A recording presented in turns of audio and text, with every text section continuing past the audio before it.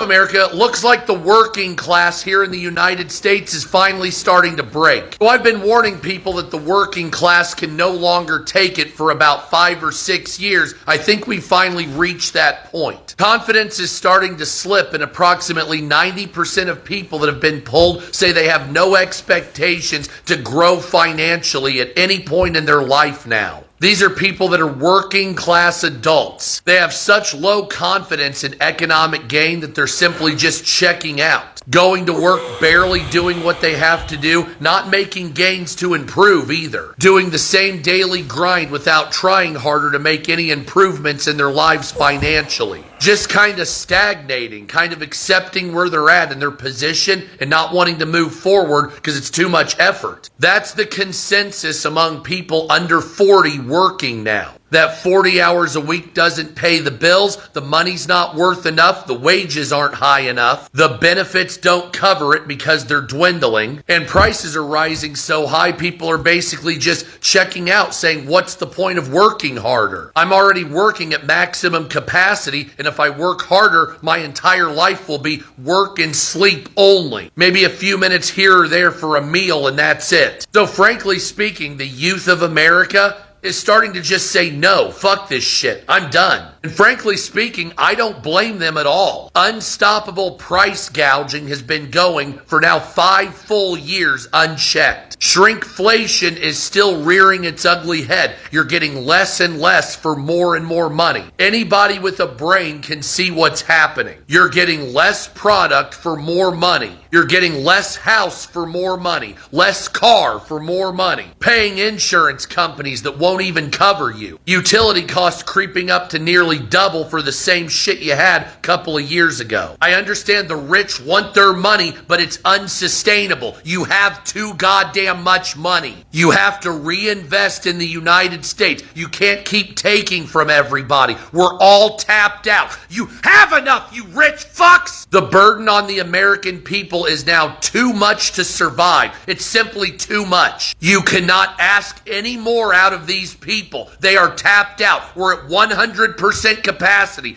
Doing any more as far as profiteering will degrade the country irrevocably. But you're gonna fucking try, aren't you? People don't have anything and they're working so hard for it. You have to give people a goddamn break here in America once in a while. People have to have disposable income to buy shit, go on vacation, something. Not just working to drum profit for a rich person. We're fucking done! I feel like stirring the pot. They don't want people to know. Y'all, the IRS just quietly closed its doors. And the only reason why I know about it is because my sister works there and she called us to let us know that she just worked her last shift. She told me that they were supposed to stay open till around the 15th or until funding got sorted. Remember, Congress is trying to find a way to fund the government right now. But today, after her last shift, click. They locked the doors. So here I am scouring the internet to find some videos for you guys. I can't find one legit videos, no media coverage whatsoever. I just come across this one guy. He's an IRS agent who's helping his client file some taxes, and the surprise on his look when he came up to the building, find out they were closed, y'all, priceless. So something is going on out there that people don't want us to know, y'all. The IRS just shut down. Good morning. Here's today's update from your Super Agent Logan. I'm down here at the IRS helping out one of my clients that needs some extra paperwork done, and we're having issues getting people on the phone. I know the IRS was open yesterday if you came down in person, but as of today, as of 5 a.m. this morning, the IRS is officially closed. So if you have any transactions that you're working with the IRS on, or if you have any personal things you're working with on the IRS, they are closed. So be patient as the government figures out what they're going to do and opens back up. Now, I don't know what's going on out there, but all of these major hands of the government shutting down the same time that the government is shutting down and they can't figure out what's going on, y'all, something big is around the corner. So I really hope this isn't what I think it is. But me and my 3 housemates got registered letters in the post all at the same time. So I couldn't sleep last night, so I was in the queue for the post office before it opened this morning. I'm pretty sure this is a letter of eviction, like a letter of termination, that we haven't done anything wrong. I'm pretty sure this is going to say I need to leave the house that I'm renting. I'm nearly certain.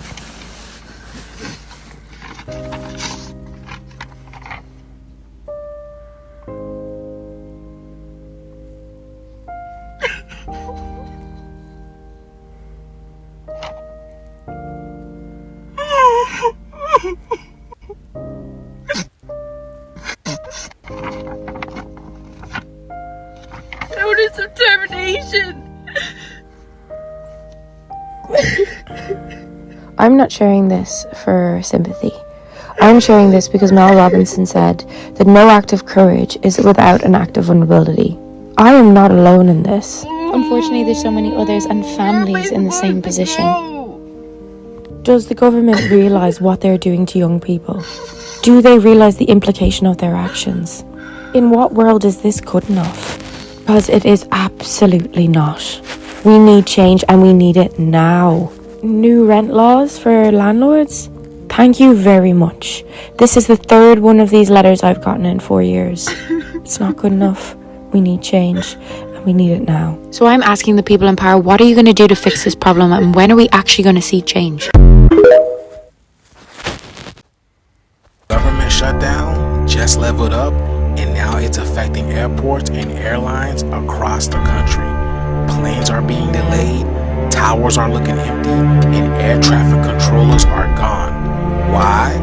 Because they're not being paid. Chicago O'Hare is facing major delays because of ATCs, or air traffic controllers. You know, the ones that are guiding the planes in and out, telling the planes where and where to not go. Yes, those people are not getting paid, so they're not showing up for work. Even the Burbank Airport in California had to shut down because no one came into work. This governmental shutdown is having a compound effect on everybody. News right now at O'Hare, where the ongoing government shutdown could lead to flight delays. The Federal Aviation Administration says O'Hare has been hit by staffing shortages with air traffic control facilities and towers, and there could be delays due to those staffing shortages this evening. Controllers are considered essential workers, so they must work during the shutdown, but they're not getting paid.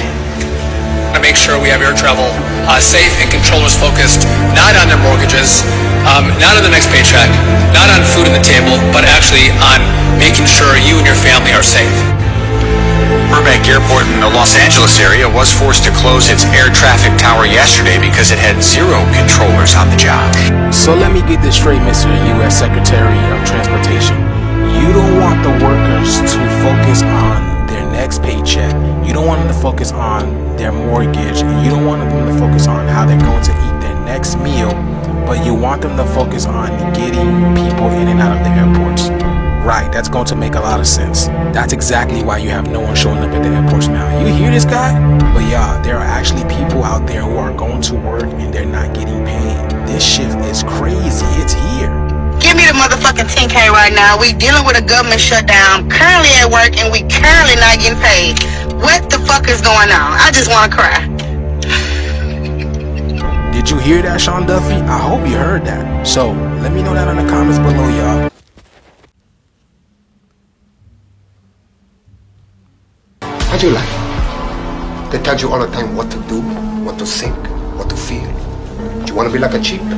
Like all those other people, man?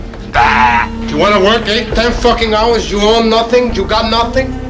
What do you want me to stay there and do nothing? Hey, I'm no fucking criminal, man. I'm no puta of a thief. I'm Tony Montana. No man, person or Greek, no man threatens a messenger. You bring the crowns and heads of conquered kings to my city steps. You insult my queen. You threaten my people with slavery and death. Oh, I've chosen my words carefully, Persian. Perhaps you should have done the same. This is blasphemy. This is madness. You'll fly. Get ready to bounce.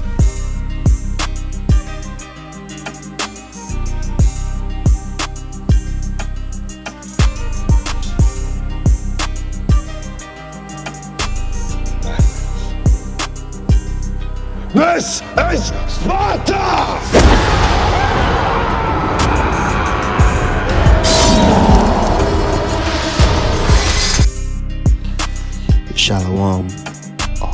praises, glory, honor, and fear to Yahweh, Ba'ashem, Yahweh, Shabbat, Rakakwadash. Double honor to the elders, all that came before us, and salutations to the elect, house of David, the warriors, servants of the Lord.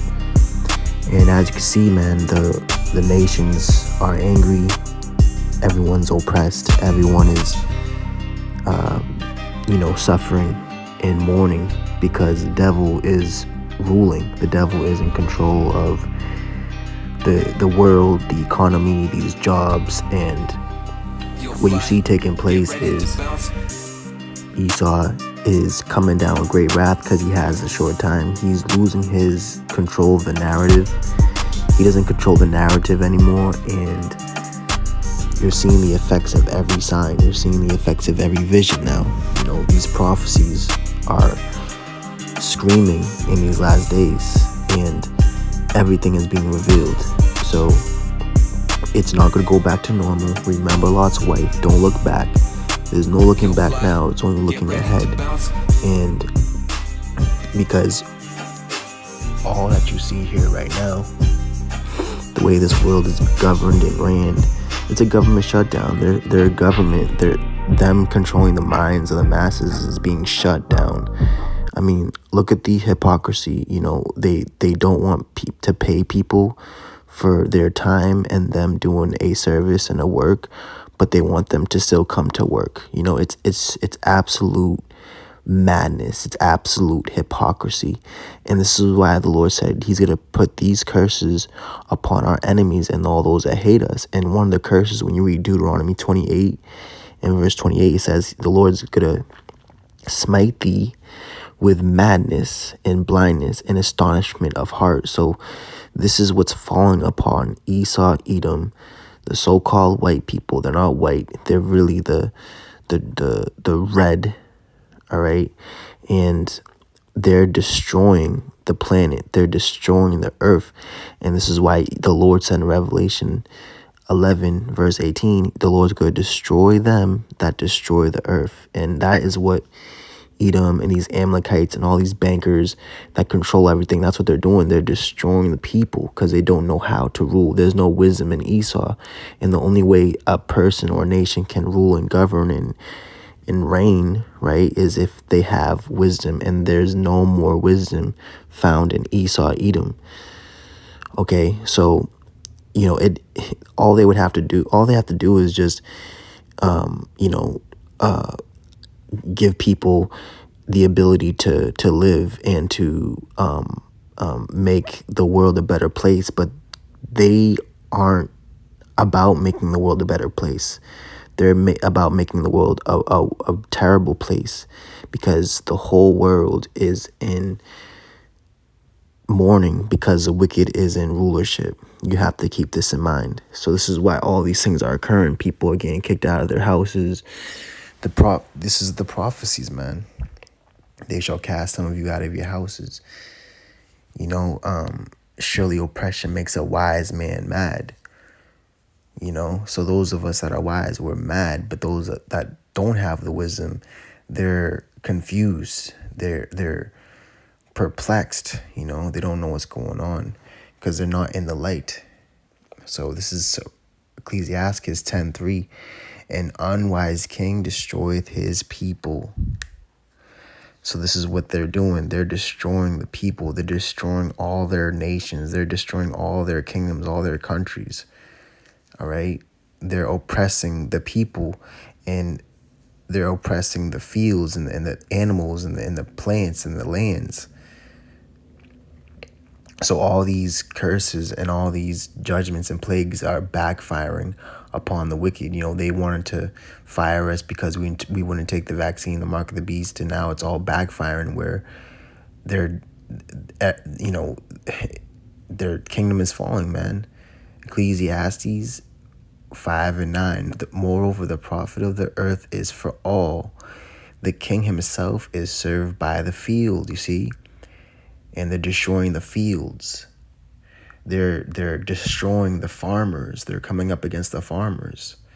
And they think they're cool. They think they're macho. They think they're, oh, look at us. We can do this. We can do that. But really, there's no wisdom in them. They're absolutely retarded. Alright, he says, but through the prudence of them which are in authority, this city shall be inhabited. And that's going into us of the elect. We're controlling the narrative now. All nations are coming unto the mountain of the God of Jacob, and they want to learn of our ways and of our laws and customs, because that's what's going to replenish, and that's what's going to govern the world forever and ever after this kingdom is brought down, and it's coming down at an instant.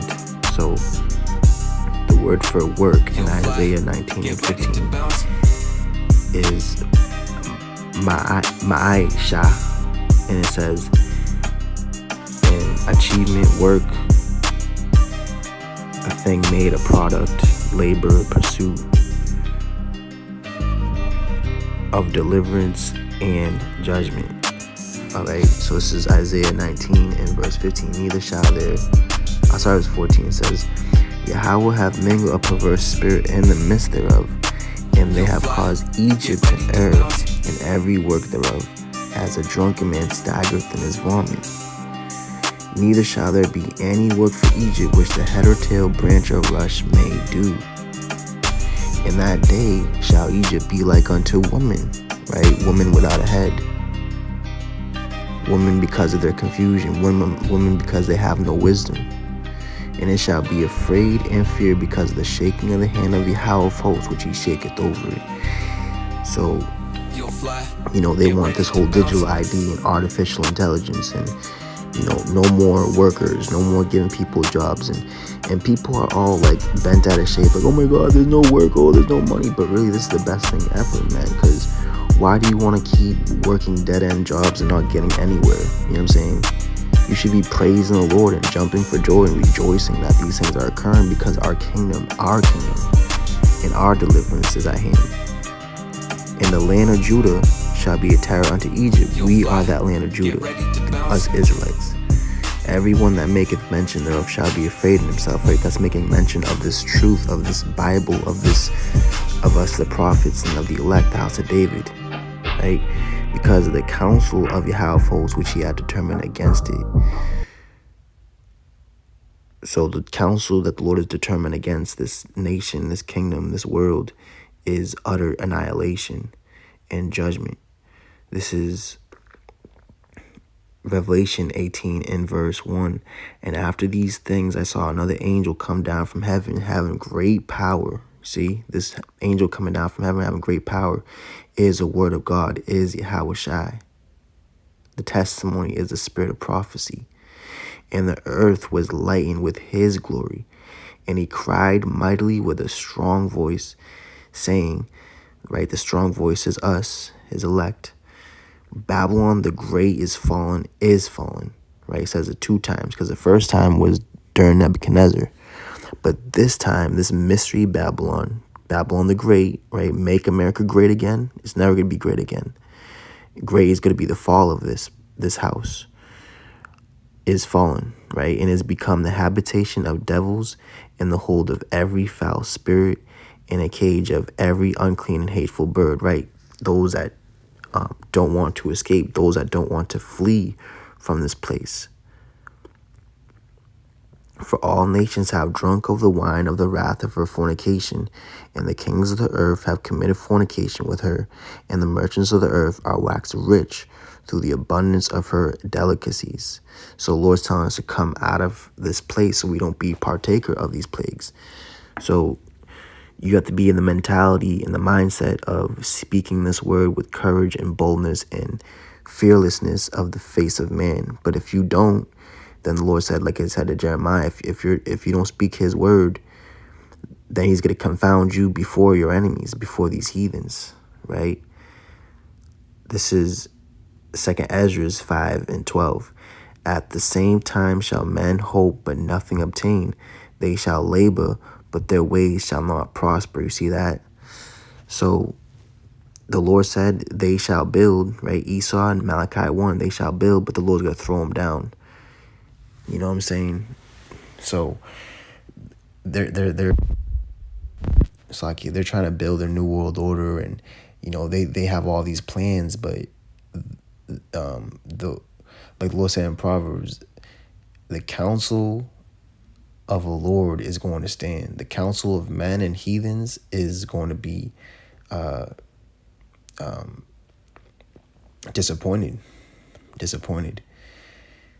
And we're going to have the last laugh. Habakkuk 3 and verse 17 says, although the fig tree shall not blossom, neither shall fruit be in the vines, right? Because there's a famine. There's a famine of the word. There's only a few of us that are still speaking with power and authority and truth. And there's also a famine of product. There's a famine of work. There's a famine of being able to make a living or make a family or whatever here. There's a famine of authenticity. There's a famine of genuineness, right? Everyone's trying to deceive each other and big up, get one up over on each other. You know what I'm saying? It says the labor of the olive shall fail, and the field shall yield no meat. The flock shall be cut off from the fold, and there shall be no herd in the stalls. Yet I will rejoice in Yahweh. I will joy in the power of my salvation. You see that? Because we know at the end of the day that this is the Lord that's doing all these things. You know, and it's all to His glory. It's all to His. It's all unto His eternal kingdom, which is at hand. This is 1 Thessalonians 4 and verse 11. And that ye study to be quiet, and to do your own business, and to work with your own hands, as we commanded you. You see, so, you know, if you're in the business of sinning, then yeah, you're going to make millions of dollars, and you're going to have hundreds of thousands of subscribers and followers and viewers. But us in our little business, our Father's business, the little ones, it's our Father's pleasure to give us the kingdom of heaven. You know, we're about our Father's business. Even though it seems small, it's really mighty and big, right? It says that ye may walk honestly toward them that are without, and that ye may have lack of nothing. You see, so we don't lack anything. You know, the devil, the deceiver, the liars, the Edomites, they want to make it seem like, oh, you don't have enough. Oh, you have to do this. Oh, you have to do that. You have to go to the you have to go to the bank, and you have to say this, and you have to get this, and you have to buy this, and you have to pay money. No, man. The Lord said not to be entangled with this world. You see? John 16:25. These things have I spoken unto you in Proverbs, but the time cometh when I shall no more speak unto you in Proverbs, but I shall show you plainly of the Father. Heavy. So the Lord said, write the vision and make it plain upon tables, that he that readeth may run. And that's what we're doing. We're running this race. We're running away from the world. We're running towards the Lord. We're running to the name of the Lord, Yahweh Bashim Yashai, and it's a strong tower, you know. And we're running our mouth, you know.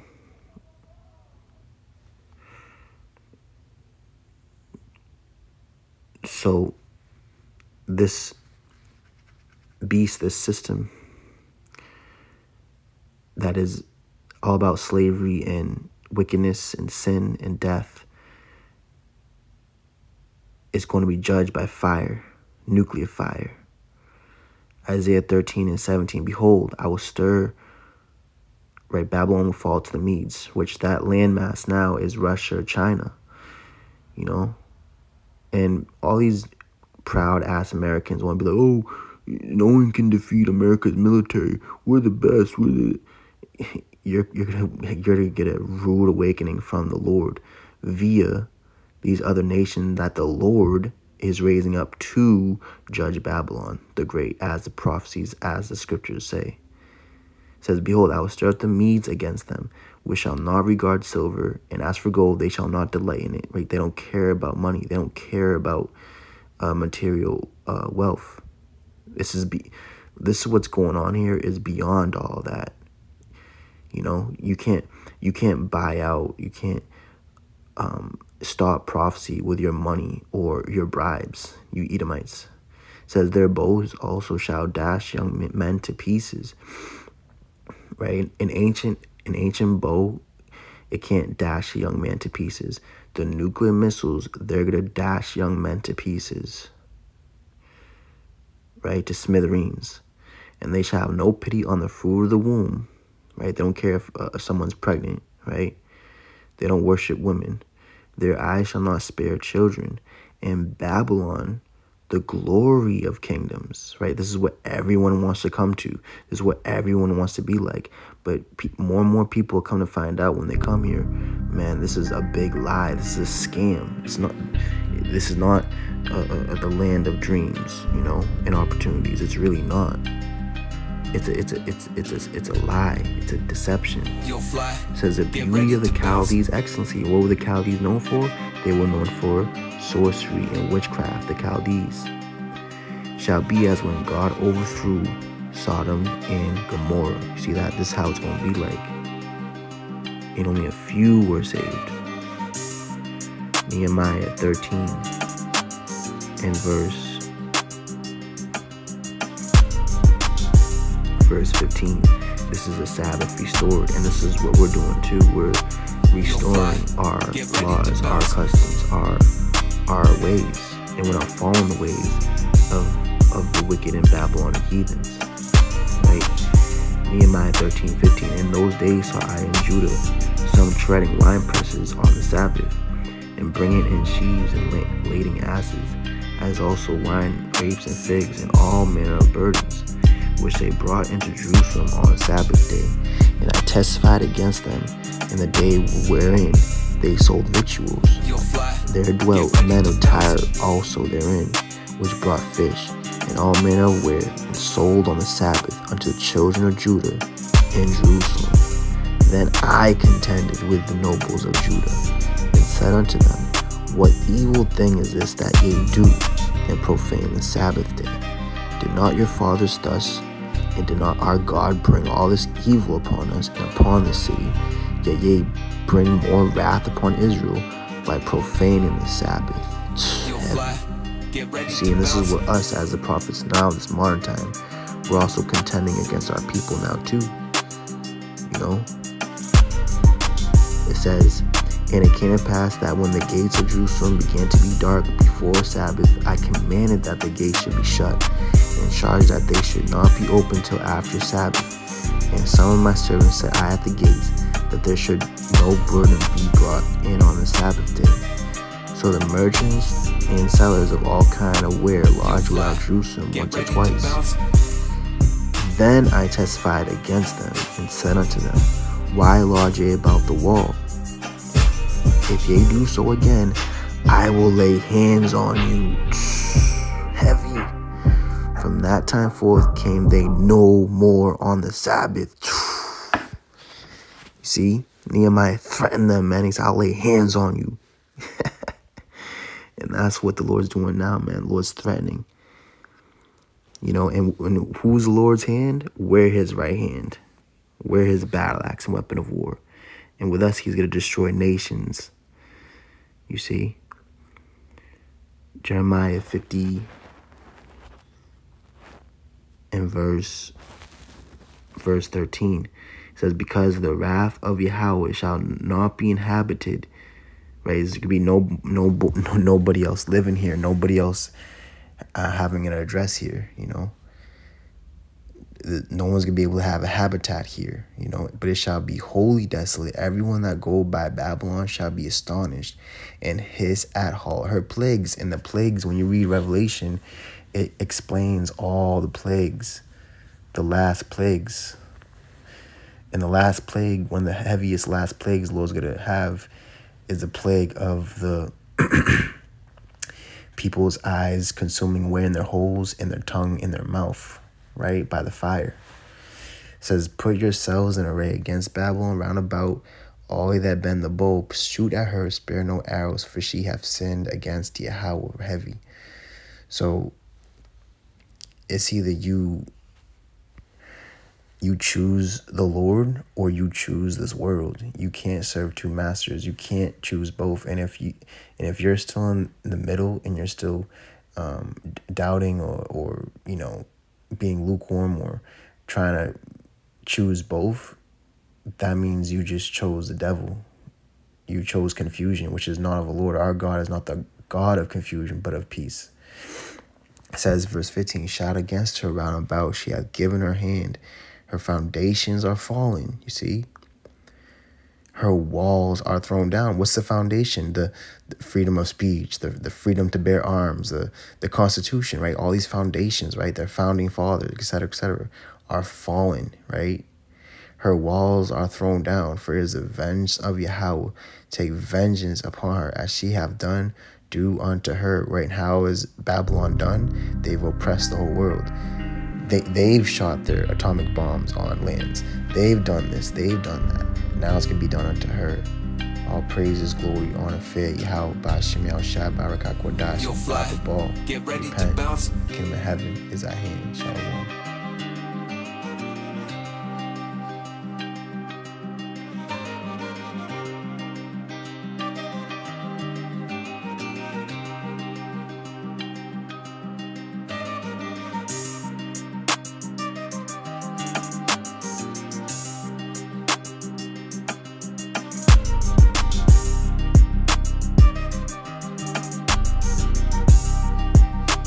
Yo, fly. Get ready to bounce.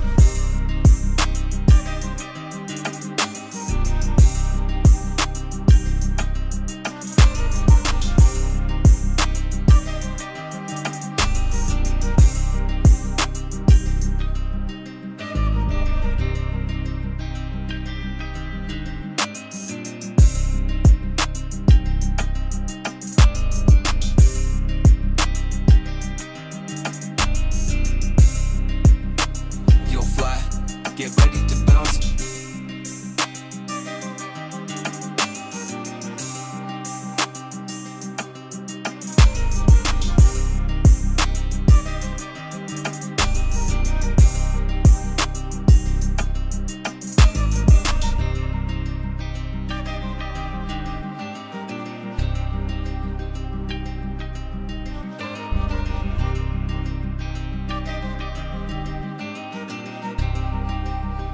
Yo, fly. Get ready to bounce.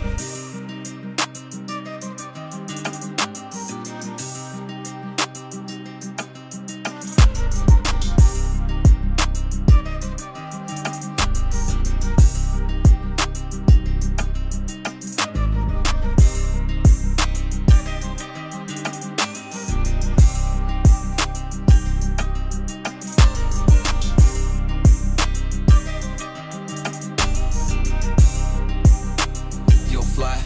Get ready to bounce.